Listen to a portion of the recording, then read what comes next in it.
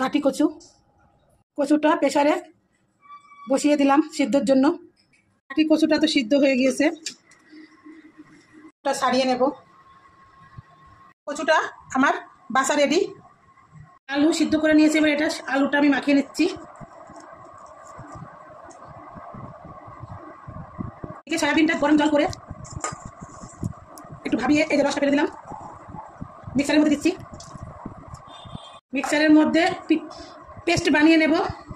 আলুটা তো আমার ম্যাশ করা হয়ে গেল। এবার আমি সয়াবিনের পেস্টটাও দিয়ে দেব। দিয়ে দেবো লঙ্কা কুচি, ধনে পাতা কুচি,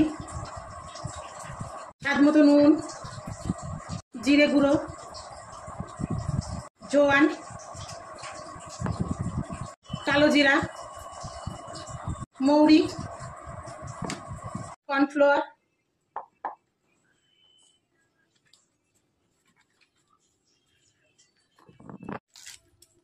বেসন। আমি বেসন নিয়ে নিচ্ছি গণেশের।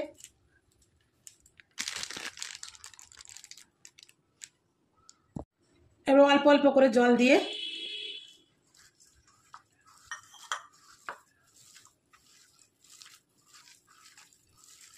ভালো করে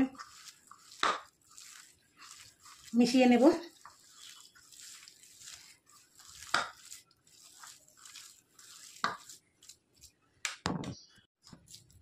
এই যে গোল গোল করে কোপ্তার আকারে গোল গোল করে নিয়ে নেব।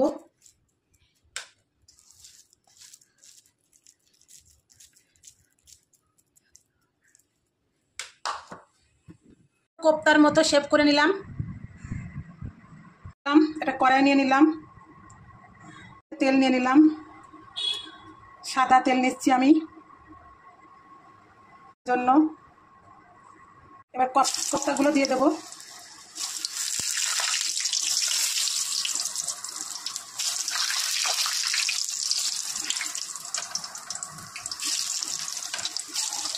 সবগুলো একবারে দিয়ে দিচ্ছি।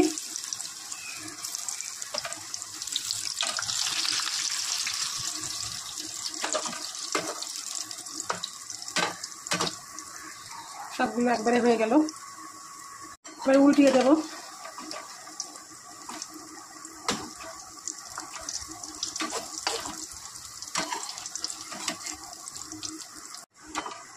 উল্টিয়ে দিলাম সবগুলো। কোপ্তাগুলো হয়ে গিয়েছে ভাজা, তুলে নেব।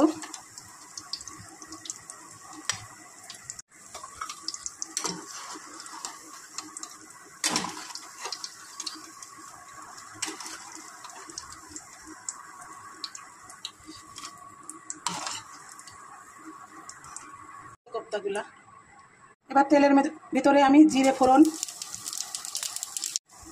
শুকনো লঙ্কা দুটো, তেজপাতা ভালো করে নাড়াচাড়া করে নেব। জিরে গুঁড়ো, আদা বাটা নাড়াচাড়া করে নেব। কচুটা দিয়ে দেবো, কাঠি কচু।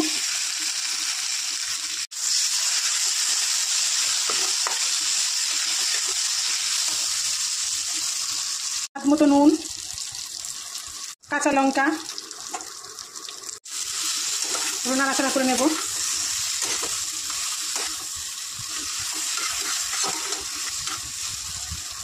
উষ্ণ গরম জল দিয়ে দেবো।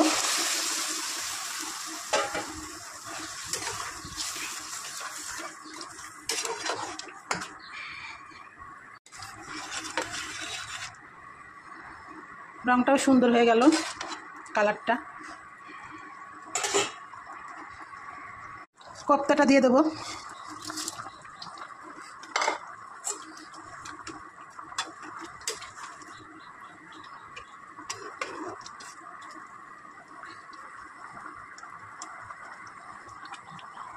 সব শেষে দিয়ে দেবো দুধ।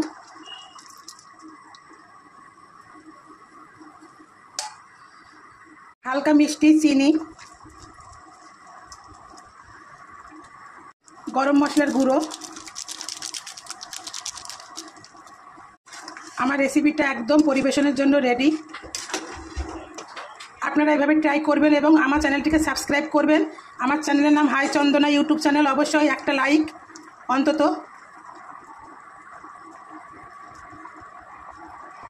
আমি তো এটা দিয়ে পরিবেশন করব আজকে, সম্পূর্ণ কিন্তু এটা ভেজ।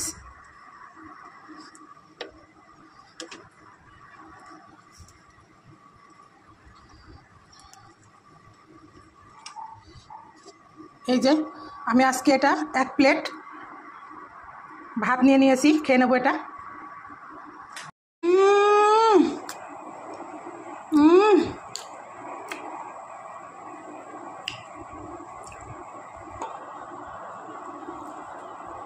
যারা নিরামিষ ভোজী